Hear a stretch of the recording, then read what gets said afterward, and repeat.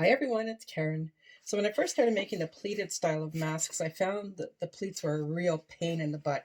But then I started making more and more of them, and I have come up with a system that works really well for me. So I have two pieces that I cut 9 inches by 8 inches. Then I take the lining piece, I turn it down a good half inch or more, and I sew that down. And then I place my fabric wrong sides together so that the lining piece matches up at the bottom of the piece. I turn it over and then I start making my pleats. And all I do is I take the two pieces together and I fold them down about an inch. Actually, maybe a little bit more than that. It's about 1.5 inches. And then I turn it up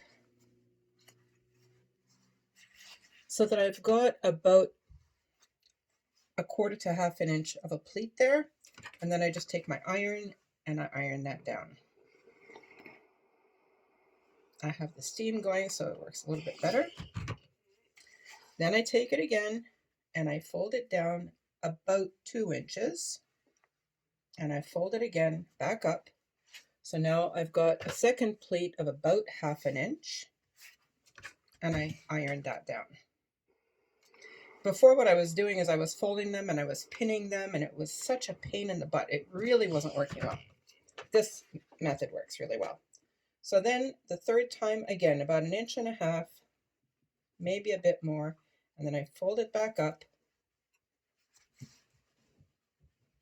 to be about even and about straight, and I iron that down. So once I've done that, I go to my sewing machine. I sew just down here and down here to hold them in place, because the next steps will cause those pieces to move around. So by sewing them down, I make sure that they don't move around. I'm going to take you over there to my sewing machine. Sorry for the trip. And I'll show you what I do here. Place you on this side. Sorry, I'm just angling it a little bit better so that you can see what I'm doing.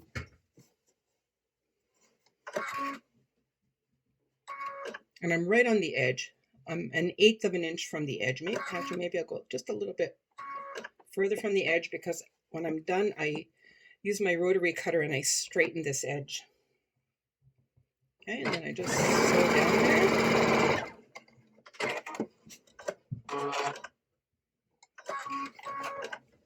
And then the same thing on the other side. Now on the other side, I need to be a little bit more careful because I'm going against those pleats.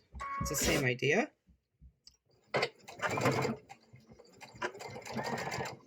I just make sure they're under my foot and they're fine.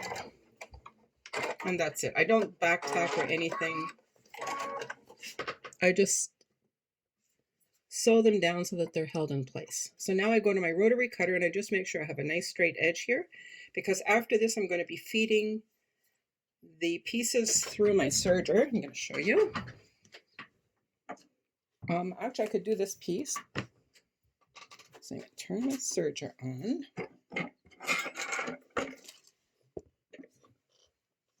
I guess I'll have to show you from this side. Okay, so with this one, I'm going to use a nice bright red piece. I've cut all my binding strips ahead of time. I'll cut an angle on my fabric and I feed it into this attachment, wrong side facing me. I use an Allen key to push the fabric through there. Make sure my needle is up and my presser foot is up. And then I use my tweezers to pull this through a bit more. Put my presser foot down and I make sure that my fabric is going to feed correctly here. And I do a couple of stitches to start. I bring my fabric to the edge. This is going to be aside so I don't have to worry about the wire just now. I make sure that this fabric is to the edge of my attachment, and it just feeds through by itself. And about at this point I cut it because I won't need more than that.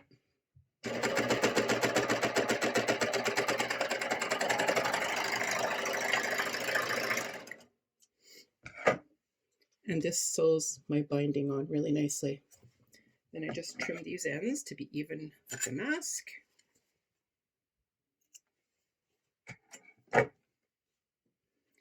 After this, I'll do this side. Then when I do the top, I'm going to show you what I do, but I won't actually do it because I'm not ready for it yet. I have, what do they call it? I have floral wire that I use, and I take a length for what I'm going to need. I'm not going to use my sewing scissors to cut that, obviously. I'm going to use my Tim Holtz shears, and I'm going to double this.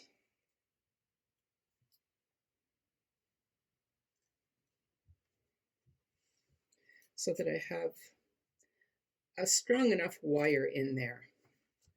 And what I do, so your top pleat, your pleats should be facing down. This will be my top pleat.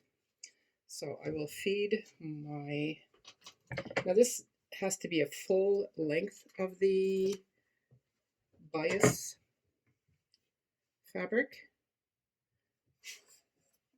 So I would normally not use the piece that I've already been using because I need it to stretch all the way across, and then it will be the ties at the back and at the back of the mask. So I will feed this like I usually do.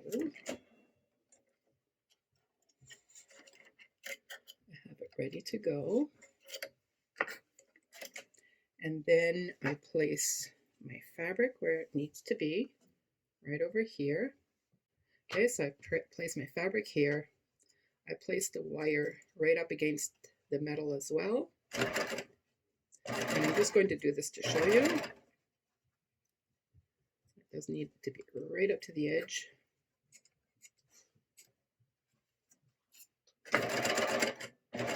Once you get it going, then it just feeds itself and it works very well.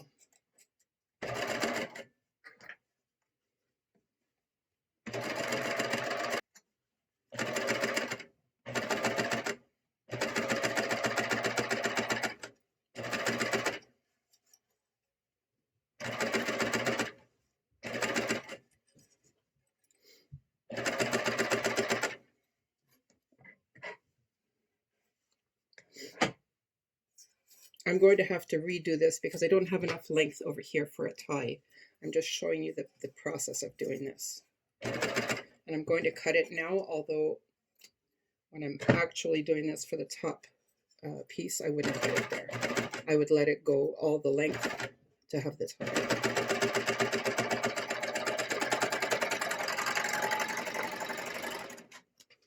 Okay, so now I have wire here in the top of the mask, and that lets it shape to the person's face. And that piece that I folded down earlier is a pocket, and to which they can put a filter of some sort.